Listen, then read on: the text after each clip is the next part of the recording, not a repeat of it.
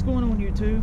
Today we're going to talk about something that's I've been wanting to cover for a very long time, and that's differences in tunnel ram intake manifolds. Now, for those of you who don't know me, my name is Andy Wood, and I am an engine builder. I've won championships in drag racing. I've won races in road racing as an engine builder. And so I've been doing this for quite some time. And my good buddy David Vizard, I was asked to participate in his first video, and the topic of his first video was tunnel ram manifolds. And in that, since that point, I've gotten a lot of questions about tunnel ram manifolds, because I have personally ran them on the street and I've raced them on the track. And I think I've got a good understanding of what makes them work and how they work. So with that being said, I'm looking forward to the future, because we're going to be doing some back-to-back dyno testing between the old Weiand Hi-Ram of the 1970s versus the new Holley Hi-Ram of the 2018-2019 era. So I'm looking forward to seeing what kind of progress has been made in the world of tunnel rams in the past 50 years. So beside me here, you'll see two distinct manifolds. This is a manifold. It's a Weiand Hi-Ram for a Boss 302 engine from 1969 to 1970. This manifold here was actually cast in 1972, so it's fairly new on the block. Cutting edge technology for 1972. This over here is the new Holley Hi-Ram for the 8.2 deck engines. It was just released at the beginning of 2019. As you can see, I have the carbureted top for it, and we're going to talk about the differences between the manifolds coming up. So here you can see the engine in Casper. It's a 393 cubic inch Windsor. It has the old Weiand Hi-Ram for 289 302s on it. And so the story goes like this. I decided to build this engine looking old school with a tunnel ram. Well, for years there was never a tunnel ram manufactured for a 351 Windsor based engine. So the only option was to take a 302 manifold and get some adapter plates from Price Motorsports and be able to adapt that manifold to this engine. So let's talk about that and talk about what actually happened. So my really good buddy David Vizard, he is the guy who ported these cylinder heads. And if you don't know who David is, I highly suggest you Googling his name and looking him up, because he is a tremendous engineer. He is a well-accomplished writer as far as automotive books, and I'm just privileged to be able to call him a really good friend of mine. And so he had these cylinder heads that he wanted to test, and we later found out that they were the castings that ProMax uses for their cylinder heads. But when we got them, they were bare. And so we put them on his Superflow flow bench, and out of the box they were 170 cc intake runners, and they float around 260 CFM.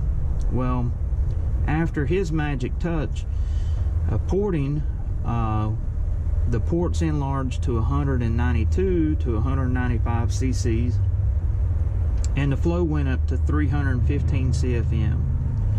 Now, we know that 315 CFM can support a lot of power. In fact, it should support well over 600 horsepower if the rest of the engine specs are correct. So I decided to put the manifold bolted up to the manifold, to the head, and just to see what it would do with flow numbers.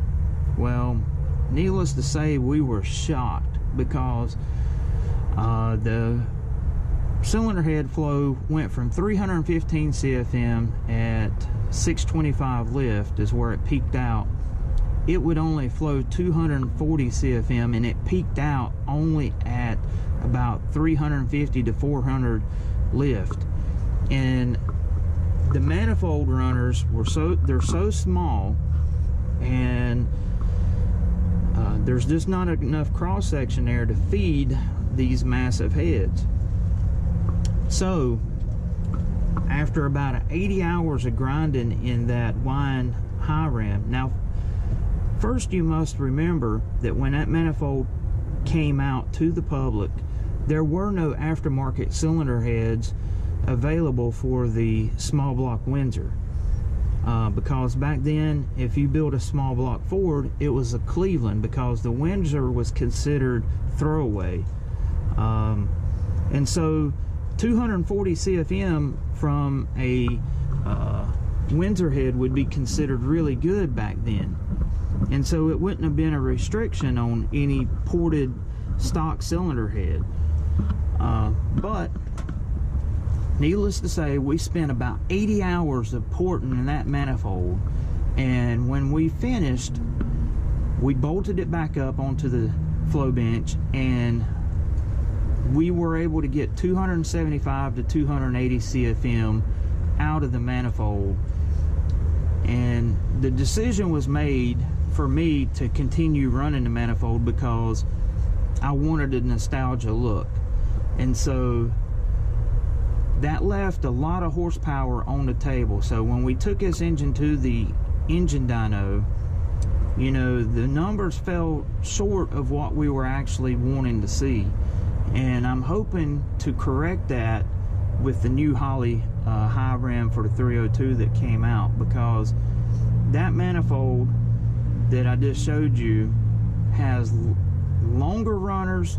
The runners are larger, has much larger cross section. In fact, there's a photograph that I will show you comparing the plenum gasket to the new runner, and I'm going to insert that right about now so you can see the difference in the runner size itself.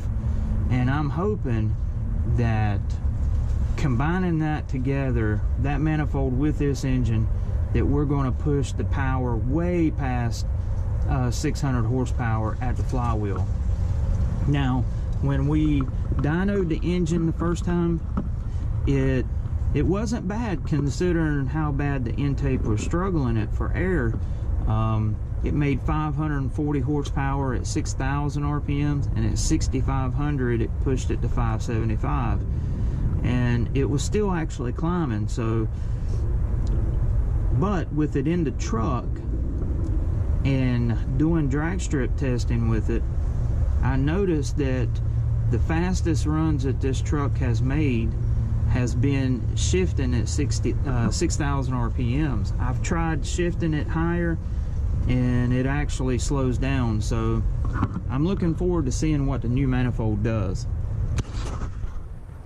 So to wrap this video up, we're going to be doing a back-to-back dyno test on my buddy Thomas's chassis dyno that's here local to me, and we're going to do a 3-run average of the manifold that's actually on the truck now.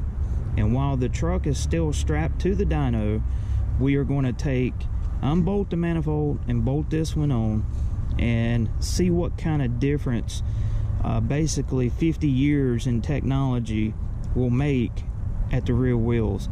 So I'm looking forward